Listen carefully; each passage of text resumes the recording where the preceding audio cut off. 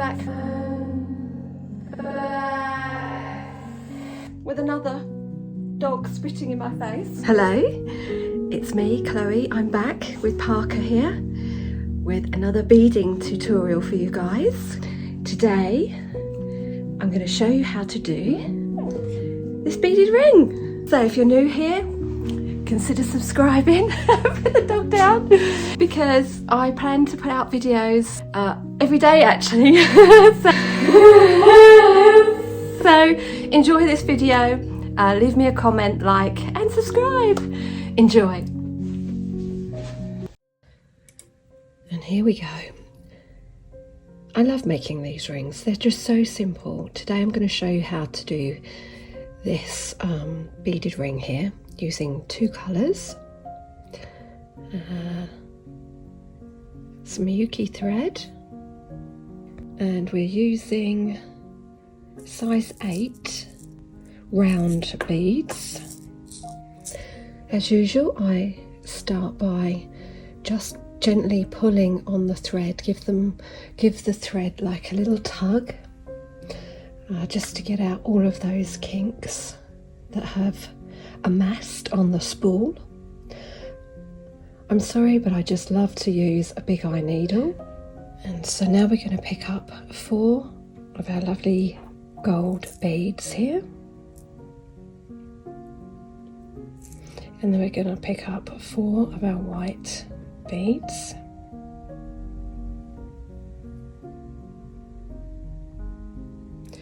and then shimmy them along and leave enough of a tail thread, because we're going to need that later on to weave back into our piece. Pull the thread over your fingers just to hold it in place. Pass the needle from the bottom of that gold thread, gold bead even, and pull it through the first 4 beads, and you'll see that it goes round into a nice little hoop-de-hoop.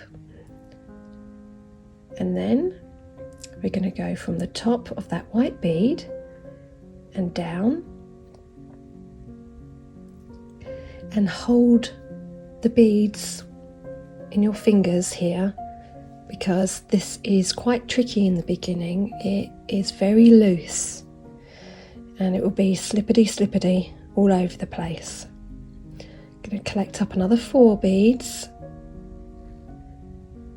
and you're going to go through the top of the white beads and create your loop-de-loop. And you can see that the thread is coming out the bottom of the white column. You want to take your needle and put it through the gold beads here. Okay. What we're creating here is a ladder stitch basically, but we're using 4 beads. So I do have a tutorial to show you how to create this stitch. I'll leave that link in the description if you want to check it out. And here we go, we're going to do loop-de-loop from the bottom through the gold beads. There's your loop. Pull it nice and tight. Remember, it will look like dodgy teeth to begin with, but don't worry about that, we're going to sort that out later. Just do your best, like you see what I keep doing here. I keep pulling the thread to keep that tension as tight as I can. There you go, pull again and pull down.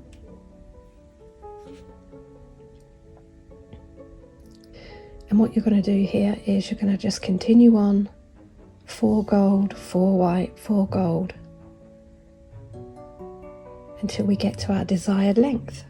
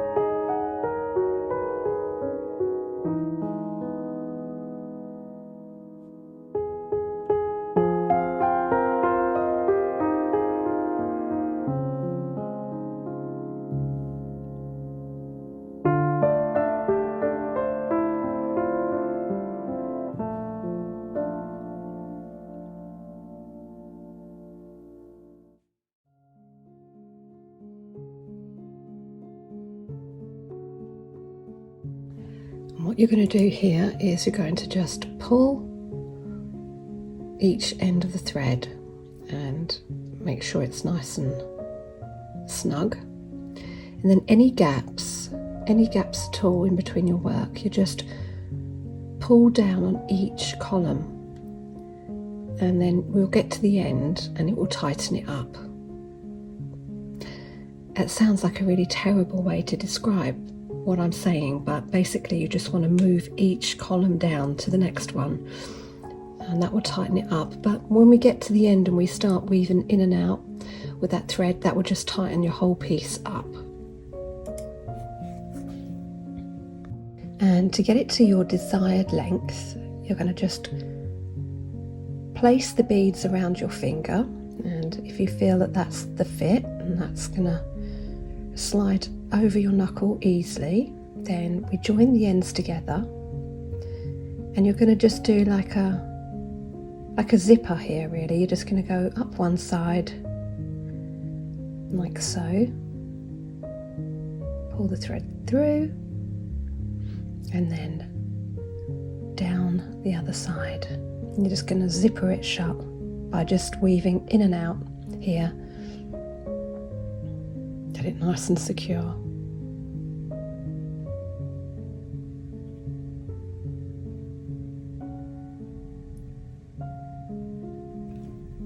In and out.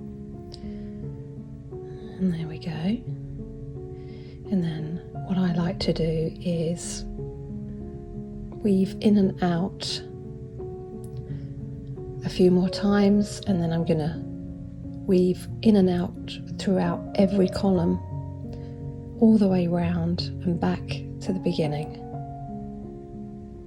and that is for added strength.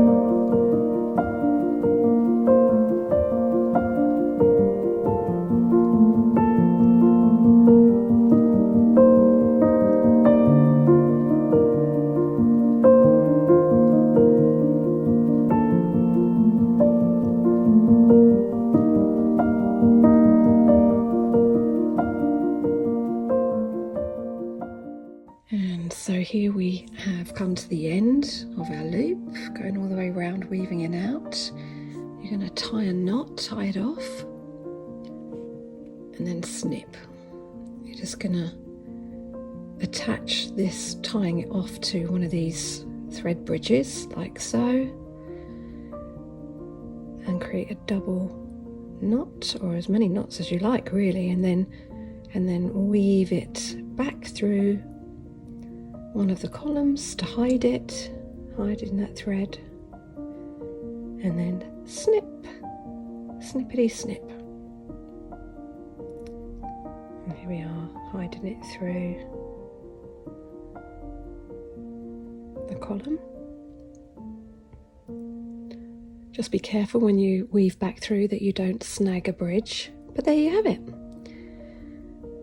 There is your beaded ring. I hope you've enjoyed this video. I'll see you in the next one. Bye for now.